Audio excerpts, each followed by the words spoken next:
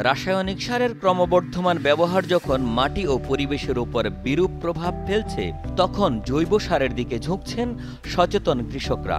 এমনই এক প্রেক্ষাপটে উপজেলার চৈত্রকোল ইউনিয়নের জলাইডাঙ্গা গ্রামের নাহিদ কামাল ভার্মি কম্পোস্ট বা কেঁচো সার উৎপাদনের মতো একটি সময় উপযোগী উদ্যোগ গ্রহণ করেছেন, পেয়েছেন সফলতাও। জলাইডাঙ্গা গ্রামে এখন শুধু নাহিদ নয়, তার এই প্রচেষ্টা স্থানীয় পর্যায়ে পরিবেশ বান্ধব কৃষি চর্চাকে উৎসাহিত করছে। তার দেখাদেখি আরও অনেকেই শুরু করেছেন এই পদ্ধতি। সফলতা পেয়েছেন এলাকার অন্য কৃষকরাও। অন্য সার তো আগে দিছিলাম, এখন আর দেই না। এখন এই জৈব সার আসি, এই জৈব সারের ব্যবহার 2 বছর থেকে এই মালিকেরে করছি। এখন ফলন তো খুব ভালো হয়। ইউরিয়া ব্যবহার করতো না, পর্যায়ক্রমে ইউরিয়াটা বাড়ি গেল, অন্য ফসফেট, পটাশ, পতেঙ্গা এগুলো বাড়ি গেল। আমি এখন যেটা দেখতেছি, এটা তুলনামূলক হারে এটা বিনা সারে এটা আবাদ করা সম্ভব। কয়েক বছর আগেও উপজেলার কৃষকরা ফসল উৎপাদনে রাসায়নিক সারের উপর নির্ভরশীল ছিলেন, কিন্তু সচেতনতা বৃদ্ধি পাওয়ায় রাসায়নিক সার ছেড়ে কেঁচো সারের দিকে ঝুঁকে পড়েছেন তারা। এছাড়া নাহিদের কারখানায় কাজ করছেন অনেকে, এতে সৃষ্টি হয়েছে কর্মসংস্থানেরও। এই জায়গায় কাজ করি, এখন তারপরেও মনে করেন অনেক উপকার হয়। প্রথমে তো আবার কাজ হয় নাই, তবে ধীরে ধীরে অবশ্যই এখন কাজ চলতেছে। বা মোটামুটি যদি যে কোনো প্রকল্পটা আরো বাড়ে, হয়তো আরো 2-4 জন 5 জন হয়তো কাজ করতে পারবে। সারের তো প্রচুর চাহিদা, আমরা তো সবসময় সাপ্লাই দিতে পারি না। লোকবল না থাকলে তো বেশি তৈরি করা যাওয়াটা কঠিন হয়ে যায় না।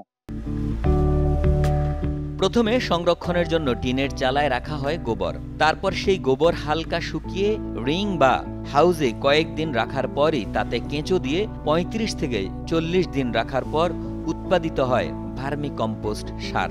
কেঁচো সার মাটির জৈব শক্তি বৃদ্ধি করে, ফসলে পানি সেচ কম লাগে, তাপমাত্রা নিয়ন্ত্রণে রাখে, ফসল উৎপাদনে কৃষকের খরচ অনেক কম হয়।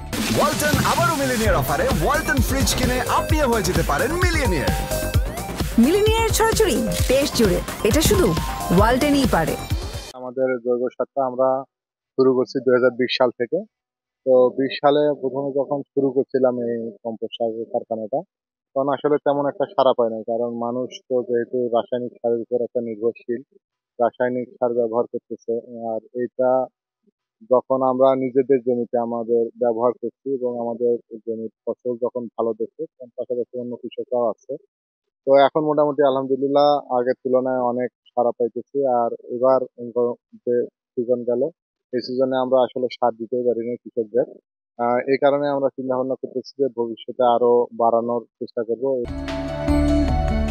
চাহিদা বেড়ে যাওয়ায় উপজেলার বিভিন্ন এলাকায় বাণিজ্যিকভাবে উৎপাদন শুরু হয়েছে।